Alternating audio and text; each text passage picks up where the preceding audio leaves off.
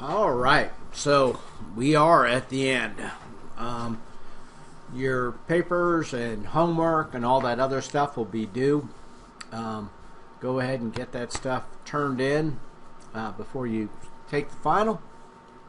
Make sure that you've got credit for everything, that you don't have any missing stuff, because it will obviously go to a zero, which is far worse than an F. So anyway, I'm going to run through the questions. It's going to be the same sort of format, multiple choice.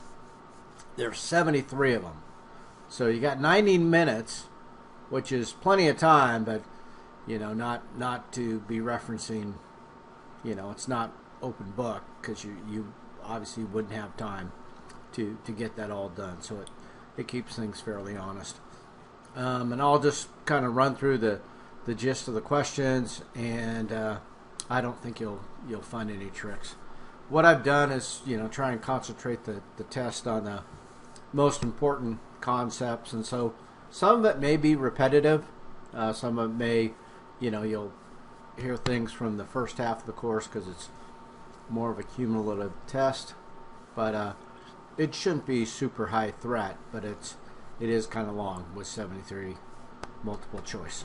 So, first one, when we're talking about insurance, the person that is going to get the proceeds from your insurance policy, life insurance policy, that is going to be a beneficiary, right? That's the person who's designated. So make sure that that's updated. Make sure that they know they are the beneficiary. And again, life insurance companies, it's not like you're going to make a phone call to inform them of your death. I mean, you need to, that person who's the beneficiary needs to know that policy's in force, and that they, stand to, well, I guess benefit's the word, but it's kind of grim. But anyway, they need to know about it. Okay, when we're talking about investing, there's certain bonds that, in order to make them more appealing, they'll make them what they call convertible. And convertible means to be able to exchange a bond for a stock. So if you see something on a bond where it says it's convertible, so that's kind of a big deal. I've never, like I said, I don't hold bonds, but they're two different instruments. A bond is a debt instrument. It's a loan basically made to the company or the municipality or what have you. And stock is an equity position. That's actually an ownership position. So when a bond is convertible, you go from being a lender to an owner, which there's advantages to both. Mainly advantages to own it, to tell you the truth. But anyway, a call feature. Also something to do with bonds. Bonds, one of the things that makes them less of a good deal is if they were ever to end up being a great deal, where you're holding a bond that's paying a high interest rate, and the interest rates go down, and they would never, they wouldn't have to pay that interest rate again if they issued new ones. They may call your bond, which means you basically return it. The deal's off. They give you your money back, and so your profits are limited in that way, because they're not going to suffer by having to pay those high interest rates, since you signed up when you agreed to that bond that there was a call feature, which is not great for you. We talked about when you're getting an insurance policy, sometimes if you have special items, a lot of something in one category, you're some sort of collector, or you just got some sort of hobby that's kind of gone nuts, and you got a whole bunch of equipment, or maybe a lot of jewelry if you're into that. Anyway, if you just have a standard insurance policy and you get ripped off, you're probably going to be disappointed because you didn't highlight that extreme ownership in a particular category. So you'd want to inform the person writing the insurance policy, the homeowner's policy or what have you, and they would come up with, it could be called a rider, it could be an addendum, it could be just anyway, something added on to the policy. The title's not so important. I mean, in this case, they're using the term rider, but anyway, the important part is the concept that in order to have coverage for items like that, you need to inform them. Mutual funds, what kind should you get? No load funds, right? There are loaded funds out there that involve salespeople, but the yield off that, it's not going to work out for you. You're going to be penalized by paying that commission. And since that commission is taken typically on the front end, meaning on the initial money that's deposited, sometimes they're taken continually. Anyway, on the front end is just as bad because that's the money that's going to have the longest time to work with compound interest. So make sure if you're buying mutual funds that they're no load funds. And 90% of them are. It's kind of a sucker's thing to be paying a loaded fund, but they're out there for people who don't inquire. Different types of mutual funds. One that has higher, than average revenue, all the rest of that is a growth fund. So it's going to be probably a little riskier because small companies, especially when they're in the growth phase, but it's achieving higher growth. So when you have volatility like that, there's a risk-reward relationship, and doesn't mean not to do it, but a growth-oriented fund is something that's going to outpace inflation and all the other things that you're looking for. So it's a better investment. Sometimes mutual funds can be set up. There can be obviously growth funds, but there can also be other divisions of funds based upon what sort of businesses they're in, or in this case, they typically call them sectors. So you could buy a mutual fund that's in the defense sector or the medical, pharmaceutical, whatever, technology. Those sectors are all split up, and that's one way to do it. They can also do them geographically, but what we're talking about in this case is basically upon the fields. What are mutual funds? Mutual funds are typically 99% of them have stocks as the underlying asset. They can have real estate, they can have bonds, but typically when people are buying a mutual fund, most have stocks and equities. And the advantages to doing this over buying individual stocks and holding them yourself is, one, with the mutual fund, you have a manager, right? And that person's theoretically going to make, informed buy-sell decisions in terms of getting in and getting out. They're also going to select the companies. And then they're also going to have, hopefully, a basket of companies rather than a single company.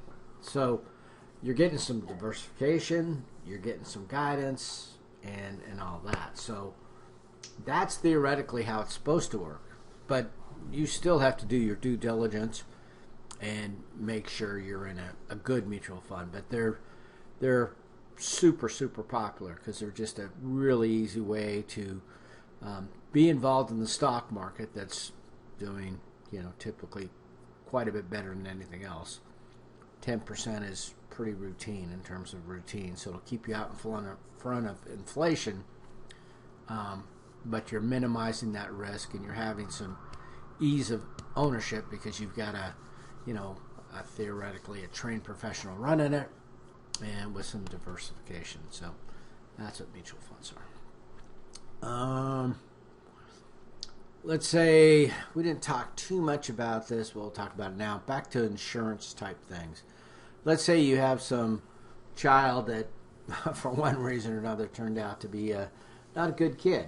Let's say your neighbor's out of town and your child, decides to have a huge party and publicizes it on some whatever's popular on the internet, and has a huge crowd of people come over there and they trash the neighbor's house.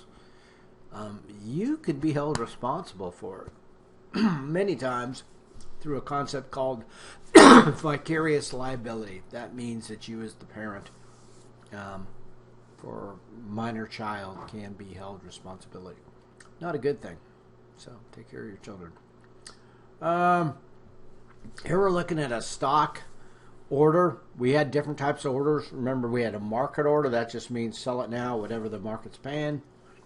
We had limit orders, which is what we're kind of talking about here. That's where it's a request that a stock be bought or sold at a specific price. And then you have, within this, you have other types. I had a trailing stop executed this week. NVIDIA and the stocks in general are just kind of pretty volatile right now. And, you come up with a plan, you decide what you're going to do, and you stick with it. So it was trading for about $900 a few weeks ago, and I put in, I realized that was pretty high, so I put in a stop loss and of 10%, and when it dropped down through 800 this week, boom, I'm out.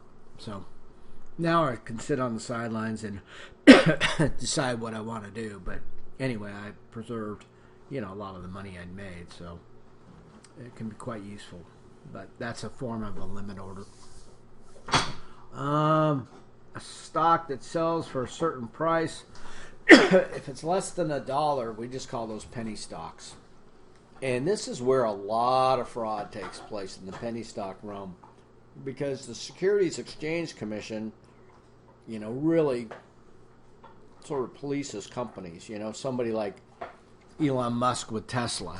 If he says something stupid, which obviously occasionally he does, sometimes he can get in trouble with the SEC because, he's maybe making claims or something about the company and might go wrong. So it kind of muzzles people who have a position in a publicly traded company. In penny stocks, not so much. Penny stock guys can get out there and say they've got the greatest company and it's going to do super well and they've got a new product coming out and all this other stuff. And generally they aren't held liable. If, again, Musk was to say something like that and he genuinely didn't believe it or knew that information to be false, he'd go to prison. So it is pretty serious. So, but anyway, those protections do not exist for penny stocks. So very popular with pump and dump. Although most of the pump and dump guys have found that the people that are most gullible are now involved in crypto, so that's where they're tending to focus. But anyway, let's say you know somebody. Obviously, it wouldn't be you, but let's say somebody else is, driving around drunk and gets a couple tickets, does reckless driving, and for some reason the state still lets them drive, to get back and forth to work. But nobody wants to insure them. So what happens is there's a thing called an assigned risk pool. And so people like that are drivers that still have a license but aren't very good at it, in order to make sure that they can satisfy their requirement of having insurance, which is a state law, they're going to an assigned risk pool. And so the insurance companies have to take a certain percentage of these people. Now they can charge them basically what they want, so it's kind of pricey. Okay, what's a will? A will is only a single thing. Legal declaration of a person's mind as to the disposition of their assets after their death. Their property assets, synonymous. So all these other things, it's just a bad use of the word will. A will means that it's going to be signed by you and witnesses. It's going to be prepared by a lawyer or somebody at a lawyer's direction, and it's going to be legal in that state. So it's a very particular thing, and to die without one is not a good thing. Intestate is not a good thing. Here's a math problem about a lady who buys and sells some stock. She paid some commission, kind of a sucker. Anyway, you'd have to deduct the amount she paid for the commissions. And then she also got a dividend. So the dividends would also go into the profit So you just do a simple math calculation, and there will be an answer that matches your solution. Here's a guy, he's not so much investing. He's looking at high risk. Large profit in a short amount of time. That is called a speculative stock, right? The other options here are treasury bills, absolutely dead boring. Certificate of deposit, same sort of thing. Low yield, very secure, low growth stock. They don't actually sell those. They don't title them low growth stock. Nobody wants to buy something that. But anyway, there are stocks that are low growth, but you don't see them marketed as low growth. And then low risk bond. Nope. The one answer you're looking for is speculative stock. And remember, speculation and investment are kind of different things. The Venn diagram doesn't quite include both of them, because speculation is basically gambling, whereas investing is more methodical and planned out. All right, here's a lady who goes to the doctor and she has to pay the first $500, or let's say your car gets damaged and you have to pay the first $500. That's a deductible, right?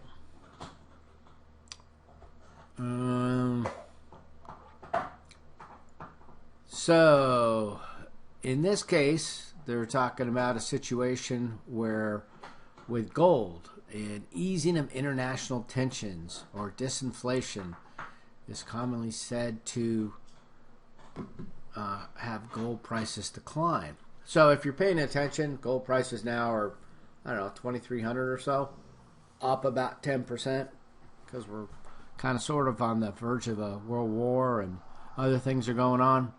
So I'm not saying we're going to get in that kind of war, but the threat of it does make a lot of people nervous. Also, the government, the way they spend, and just a lot of other things. When people get nervous, gold prices tend to go up. Now, what the question is asking is just the opposite. Easing of international tension. So we're not in that situation. But in this situation that the test question describes, prices on gold would actually go down a little bit. A lot of moving parts. It's not an absolute. A lot of industrial uses for gold as well that will affect the price. But anyway, estate planning. What's true about estate planning? It means you're passed on, right? So what happens after your death? Your family situation after your death. If you see a question regarding, or have a question regarding estate planning, death is kind of the word that's operative. Since you do retirement planning, that means you're alive. Estate planning means you have moved on. Leverage. When we talk about leverage in financing, leverage means using borrowed money, right? So should you use it for buying Bitcoin? Absolutely not. Unless then you're purely speculating. To buy stocks? No, that's, again, not really investing. Buying real estate? Yeah, it's pretty much the way it's done. So anyway, the concept of leverage is not a bad thing. It just depends on what you're investing in. And if it's a gamble, you shouldn't be using borrowed money. With crypto and things like that, you can handle volatility. It goes up and down, and you really don't care because you don't get off the ride until it's at the high point. If you're leveraged into it, you get stopped out in a minute. So here's a question regarding retirement, kind of in general. Some things that are statements are true, correct. My costs of daily living will decrease. Not necessarily. Medical expenses a lot of times will go up. I can only expect to live about 10 years in retirement. No, I mean, it's unpredictable, and who knows when you're going to retire. So no, to come up with that date, that's the problem. You want your last check to the retirement home ideally to bounce. but you want to have plenty of money prior to that day. I mean, that would be a life well lived if you could pull that off. Once you retire, all your medical bills will be paid by Medicare. No.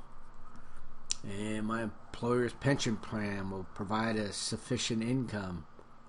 You probably don't have one of those is the problem. Those things kind of went away. So it's kind of on you through 401ks and other things. So the last one is I need to save whatever I can, even if it's a small amount, to help cover my retirement. Unfortunately, that is the true answer. Here's lady's got a bunch of expensive photography equipment. What does she need to do? So here they're calling a personal property floater. Also can be termed a rider. So there you go. Both terms in the answer you're looking for. This guy died without a will. Yeah, he is intestate. So there's other, will, whatever, probate type. Probate is the general term for the will process. That's the court. But, yep. So he died intestate. There's also a term in here that says codicil. Codicil is just like a personal property floater, a rider. Although codicil doesn't need to be personal property. Codicil just means an addendum to a will or contract. But anyway, this guy's got some assets. How are they going to get distributed to his heirs? What's that process? We talked about that before. That's probate. So the will is the document. The estate is what he had left. The trust is where the funds will go to be parked for a while. But the overall process is called probate. And the state court that deals with it is the probate court. Here's a guy taking the mutual fund thing to the kind of the next level. They do have a process where, I'm always saying when you're younger, you should be in growth funds, and then you should transition maybe to income funds, or at least this is the classical approach.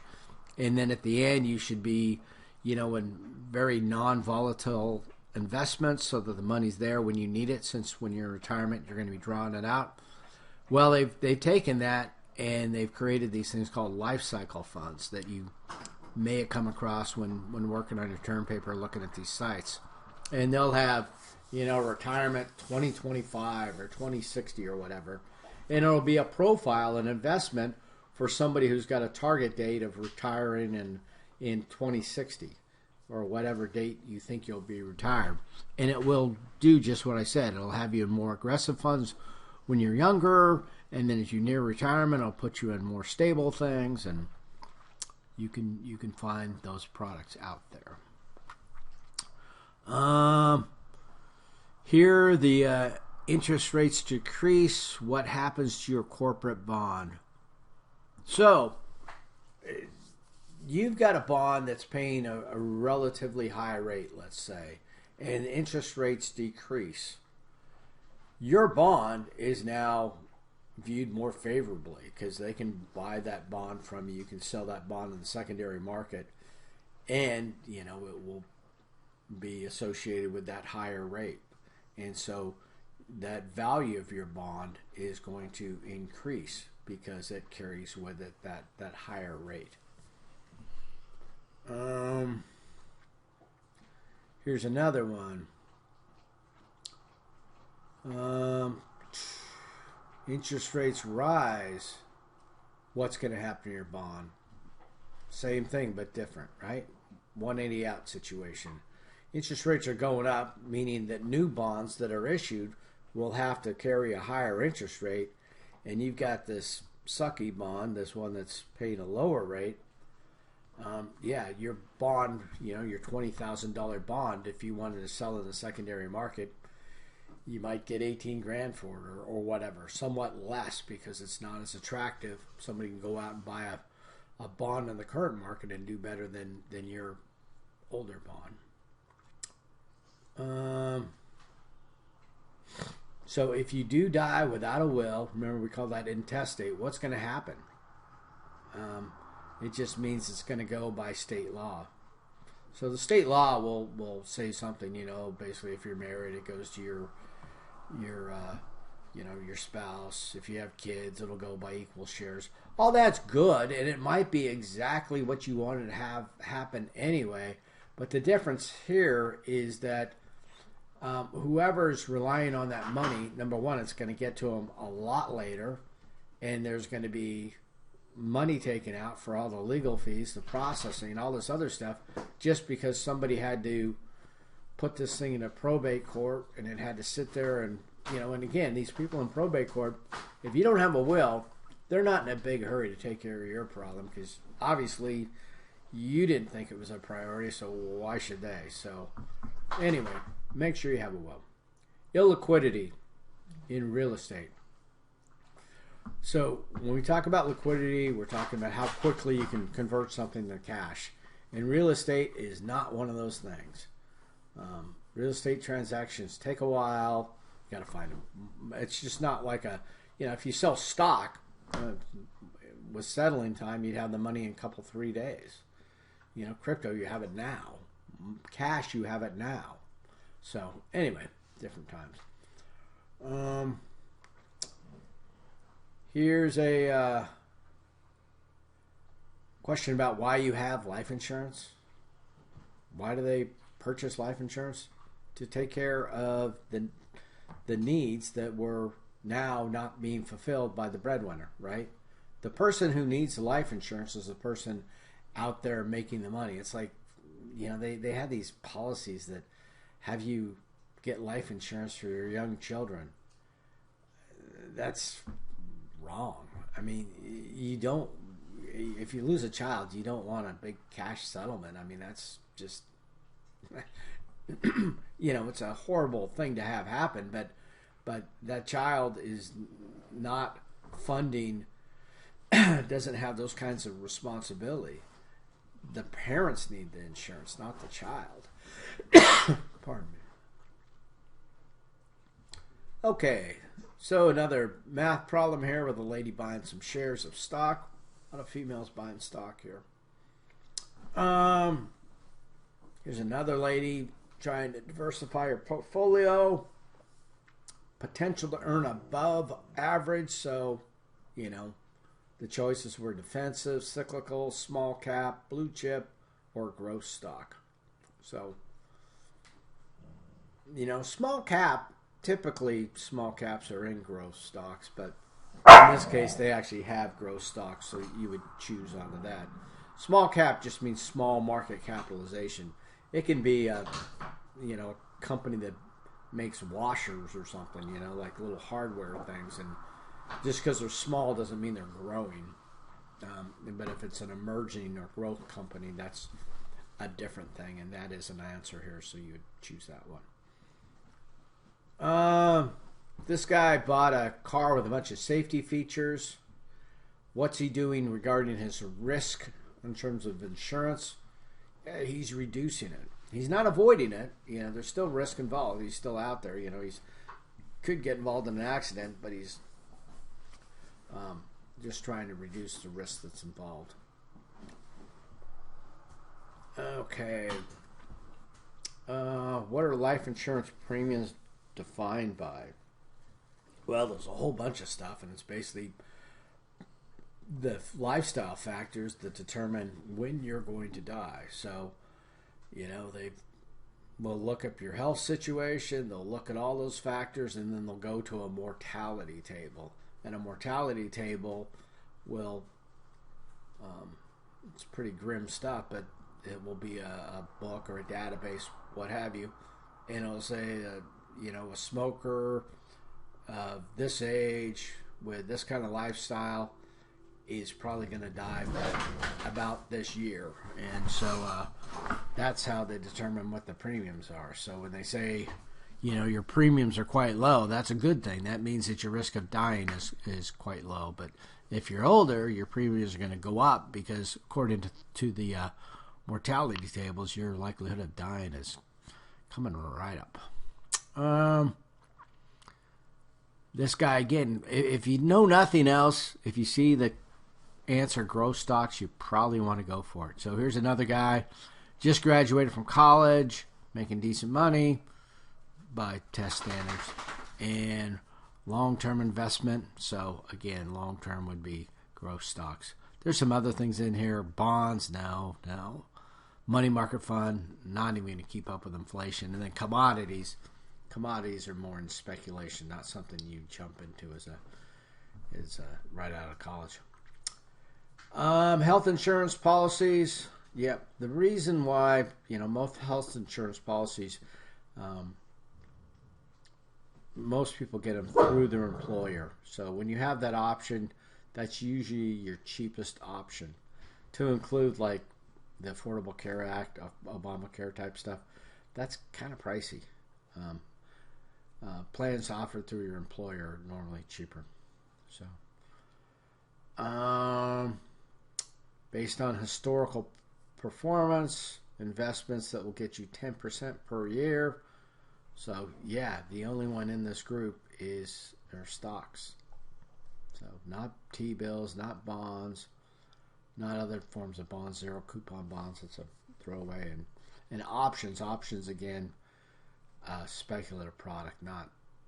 It might get you 1,000% one year, and you might lose it all the next. So, anyway, consistently it would be equities, the stock market. Here's if you're ever going to buy a mutual fund, there's a document that you have to read, and it's really worth your time. It's not just a throwaway type thing. Used to be back in the day where they gave you a written copy. It's called a prospectus. Now you will find something with that sort of termed as prospectus, whether it's online or whatever. But it's something you should read, and it tells you, what that mutual fund, how it's going to operate, and you need to make sure that's, do your due diligence and make sure that's what you're looking for in the mutual fund. If it says they can buy foreign stock and you're not happy with that, then that's not the mutual fund for you. If it says they can't, buy foreign stock or do this or do that, and they do, well, they aren't going to do it. And if they did, they'd be in big trouble, legal trouble. So anyway, so I've hit this a million times. Risk when investment does not keep up with prices. That is inflation. Inflation risk. Annuity, basically the opposite of life insurance, right? Life insurance, you got to die to get the payment. An annuity, it's a series of equal payments as long as you live. So, let's say you've got stock in some company, and you get mail, and you think you're going to go to the stockholders convention, hang out with everybody and vote on different things. Not unless you have a lot of shares. It's not a democracy. I mean, it is a democracy in the form of, but it's not one vote per person. It's one vote per share. So if you've got 10,000 shares, yeah, you might be going to the annual meeting. But if you've got 10 or 12 shares, you'll be getting something in the mail called a proxy, and it's just a letter basically saying, this shareholder meeting is coming up, and these are the things to be considered, and who do you want to vote in your stead, basically. Who's going to represent you as your proxy.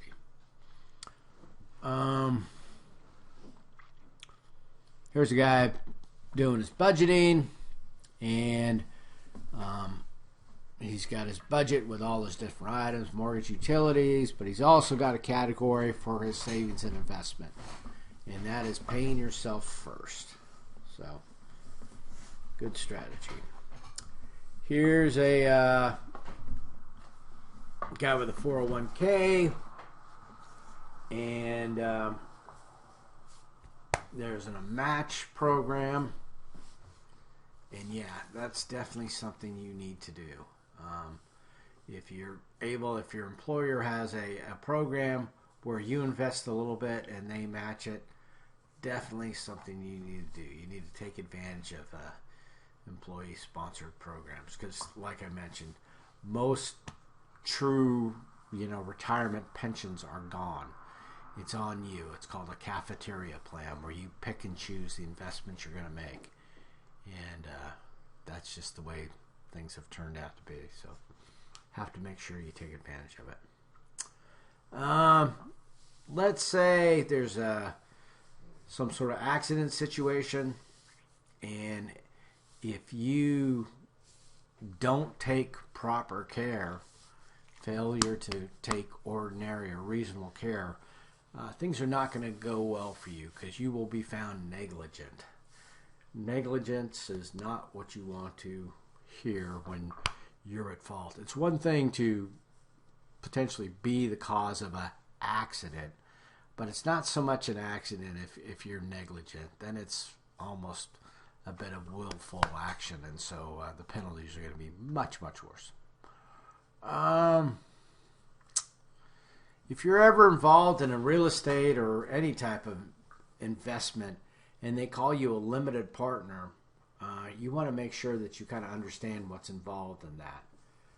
That means that your financial liability is limited to your investment. Now, this does come with a bit of a cost. I mean, if you're actively managing and making decisions in a business, you're no longer a limited partner. You have found to have crossed the line. So if you are a limited partner, you can't be monkeying around with the management of the company. But if you are a limited partner, your liability is going to be limited. They can only take what you've got invested. They can't come after your other assets. Perils, when we're talking insurance, that's the cause of the loss. So perils are fire, earthquake, hail, whatever. You want to make sure, if you're getting insurance, that all perils are covered. There's certain perils, we've mentioned earthquakes sometimes, but that are maybe extra policies that you might not be able to get coverage for. But you do not want a policy that's, specifically just says one specific type of peril. Like, for example, you buy a policy that covers you in, fire damage.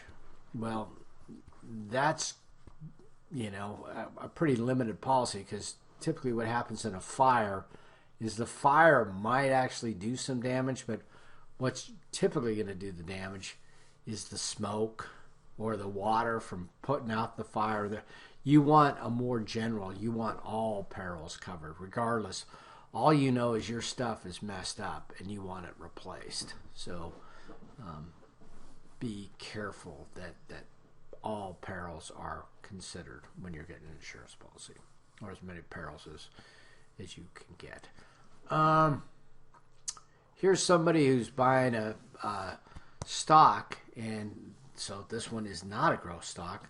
This is what they call an equity income fund. So income fund is, well, equity just means a stock, it's an ownership position.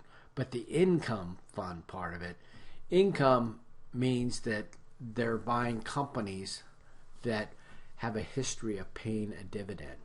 Remember, growth companies, they use their profits to build more stuff and expand. More mature companies will begin to pay a dividend.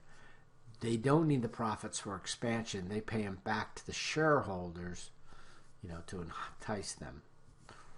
All right.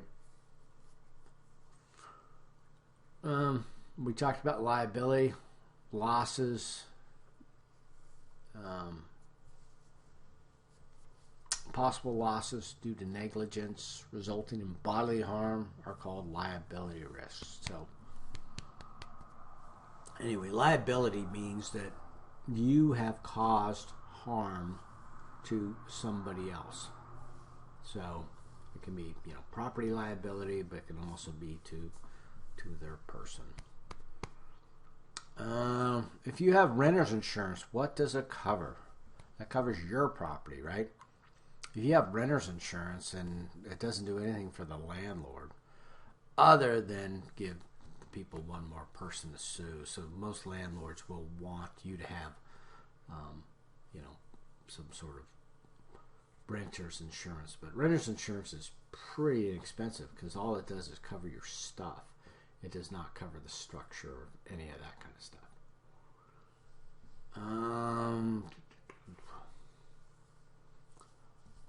So here's a lady. She's got a coffee maker that causes fires.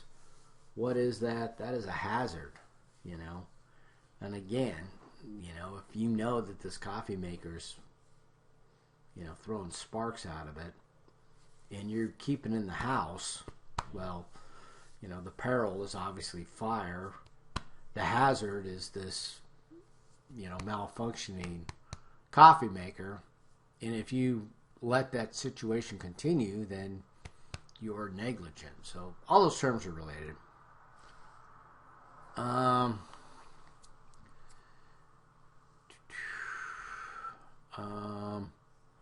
So this guy's got a pretty good chunk of money. He's going to put 30% in this type of thing, 20% in small caps, some other in medium caps, 10% in foreign stock. What is he doing? He's diversifying. He's spreading things around rather than have it all in, say, domestic technology or something like that. He's got a little bit in different markets. Beta. So the beta of the S&P 500. We've talked a little bit about this. When you're comparing stocks and you're trying to say, a stock is volatile, well, it's just sort of an arbitrary term. You volatile compared to what? So that they've come up with in the market is the concept of beta. So beta is the volatility of the Standard & Poor's, the S&P 500 index. So something that has a higher volatility than the Standard & Poor's 500. Standard & Poor's 500 is just, a selection of 500 stocks, and this is just used to, kind of assess market trends, but it's been used for other purposes now also. But anyway, so that collection of stocks, how volatile are those? And the Standard & Poor's is unique in that it is the standard by which volatility is judged.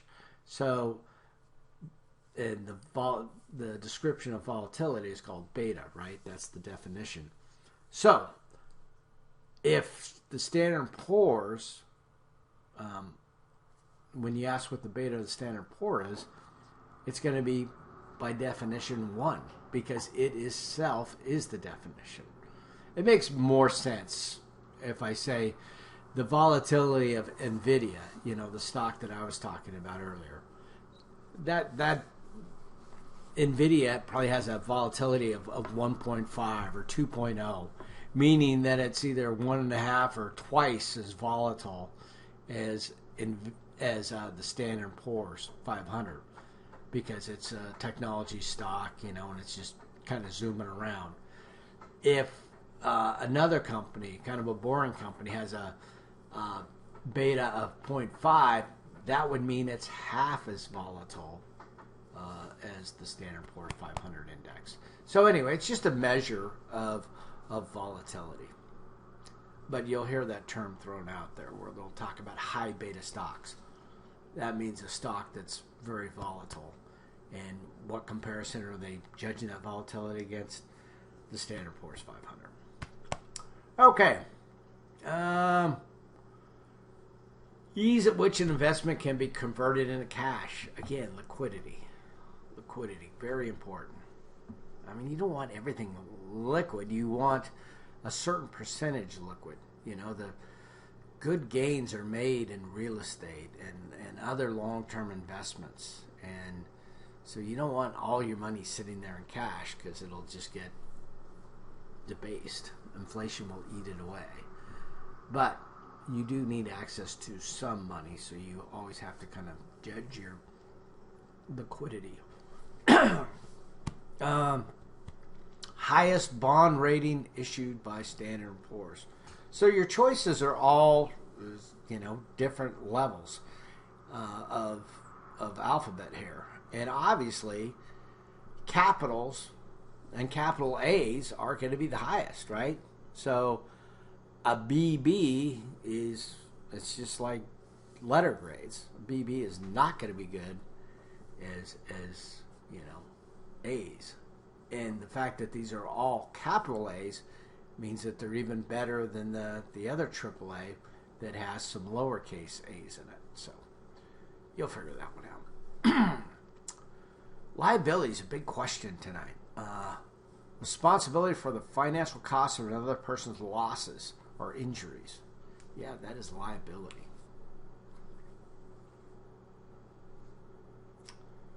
Another math problem about you invested some money over time. Again, you're not going to need formulas. You're not really even going to need a calculator. I think you can figure this all out, but you could use a calculator if you wanted.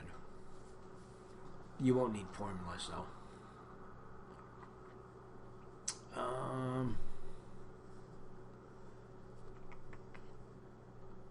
So, what could you do with life insurance proceeds? So, again, it's meant to replace the breadwinner. So, yeah, pay off a mortgage. And then estate taxes, if you had to pay those. Or, let's say you got excess money, fund an endowment, charitable requests, all kinds of things you could do with it. Here's a lady, she's got some stock, and the stock price is going up. And they announced that there's going to be a stock split. What does that mean? Well, it can be let's say it's a 2-for-1 split. It means if she had, 20 shares at $100 a piece, now she would have 40 shares, but they're only valued at $50 a piece. My throat is killing me. All right. When a stock splits 2-for-1, what happens? Yeah, the price goes down by half. You don't necessarily make any money. It just represents, a stock that's probably got some momentum. But the splitting itself is there's no wealth generated from that alone.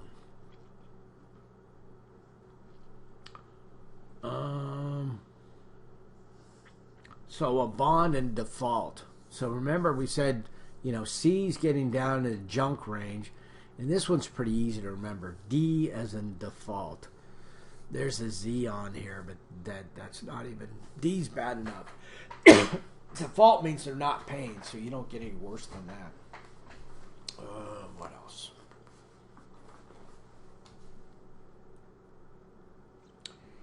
Here's a... Yep. Disadvantage of real estate investments. We've hit this pretty hard. Illiquidity. Takes a while to get the transactions done.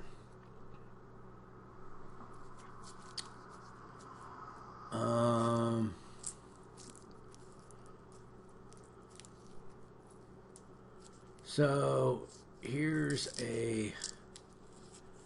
this one's saying, which of the following is a true statement?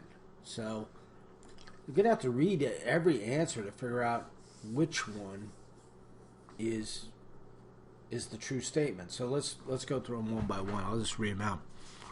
A corporation generally obtains equity capital from bondholders. No, that's a mismatch. Equity is an ownership position, and a bond is a loan. So that first one's not true. A corporation must issue either preferred stock or common stock, but not both. No, they can issue both. When a corporation is experiencing financial problems, an investor should purchase common rather than preferred stock. No. Those are independent decisions. Preferred stock, again, I don't get involved in this because I don't really do income stocks. And for most of you, you probably wouldn't be in income stocks at this phase of your life anyway. You'd probably be more in growth stocks, which don't pay dividends. But anyway, if you remember, a preferred stock means that if dividends are to be paid, the preferred stockholders need to get them. If dividends are not going to be paid to everybody, the preferred stockholders need to get them first before the common stockholders. But I don't know that I've ever had common. I've always had common stock. I don't know if I've ever had preferred stock because I don't have dividend paying stocks. Most corporations sell options to satisfy a large part of their financial needs. No. Okay, here's the last one. So this one's got to be true. A stock split may not cause a stock values to increase. Yeah. A stock split does nothing. In fact, unfortunately, stock splits can happen on the way down. A company may be getting down to the penny range, and they may do some sort of conversion where they increase the stock price to get it out of the penny range. But anyway, the action of a split does not do anything in terms of the actual value. Here, just a general thing about insurance. Somebody's involved in an auto accident. What should they not do? Discuss the accident. Yeah. Hey, sorry, I did this, I did that. No. There'll be plenty of time for that afterwards. Just make sure everybody's fine, but don't discuss who's at fault. One of these is true. But, which of the following is true? And then there's a whole list of them. And so it's about mutual funds. More than 87 million individuals own mutual funds. Nearly half of U.S. households own mutual funds. There's more than 12,000 mutual funds available. And then the combined value. So anyway, you're just going to see some big numbers in here. But just remember that mutual funds are incredibly popular. That there are more mutual funds than underlying corporations. So mutual funds are a great product. You probably already have some. We talk about them in this class, but I actually talk about individual stocks more. But that's because, you need to understand, or you should understand the individual stocks so that you know what you have. You're much more likely to own mutual funds than you are individual stocks. If you've got some sort of retirement plan, unless you get in some sort of self-directed type thing, you will own exclusively mutual funds. So, anyway, greatest growth potential. So, a bank account, no. Corporate bond, no. Government bond, no. Treasury bill, no. Stock, common stock, yeah. So the way they use common stock, it sounds like a pejorative term. Common does not mean bad. Typically, it just means normal stock. Here's an investment with the least liquidity. Again, it makes it sound like I don't like real estate. I really do. But the least liquid is real estate. Another one. True statement. During inflationary times, there's a risk that financial return on investment will not keep pace with inflation. We are getting into that zone, definitely.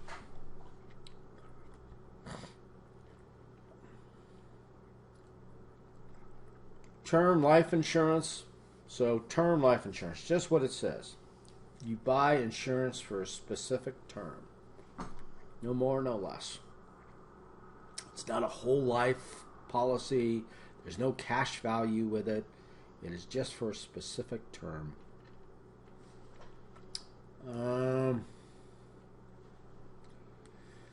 Here's one. Which one of these statements is false? So, investors purchase mutual funds for diversification. That's true. Investors purchase mutual funds because they're professional management. That also is true. Professional mutual fund managers work for an investment company. Yes. Even the best portfolio managers sometimes make mistakes. Yep, and if it's not intentional, they can likely get away with it. If it's intentional, then there's a problem. But investors who purchase mutual funds are guaranteed a higher rate of return. No, not necessarily. They're probably guaranteed more consistent returns or less risk due to the diversification. But anyway.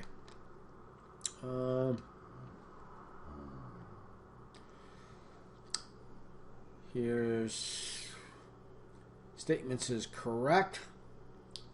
Bonds are a form of debt capital. That is correct. Stocks, a form of debt capital? Absolutely not. An ownership positions.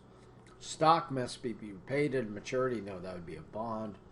Bonds do not have to be repaid to maturity. Yes, they do. And investment payments to bondholders must be declared by the board of directors. No. Anyway. Who has the greatest need for life insurance? The households with small children, right? Because those children have got a long time to go. So you need to have insurance. And especially if it's, if it's just a single parent working in there. It doesn't attach that, but that would be a thing. You can depend on Social Security for all your living expenses. False. And the last one. What type of facet of automotive insurance covers all the breakage, falling objects, all the cats and dogs kind of stuff? That's comprehensive. Remember, collision is the one that's elective, where, comprehensive can be elective as well, but collision's the one where if I get in an accident, it's my fault, my vehicle is not covered unless I elected collision. So, anyway, pretty straightforward. This is probably the last lecture. Everything else. Make sure you get your homework turned in. Hope you guys learned something through the course. If you have any questions, send me an email. But otherwise, I think you all do well on the test. And good luck.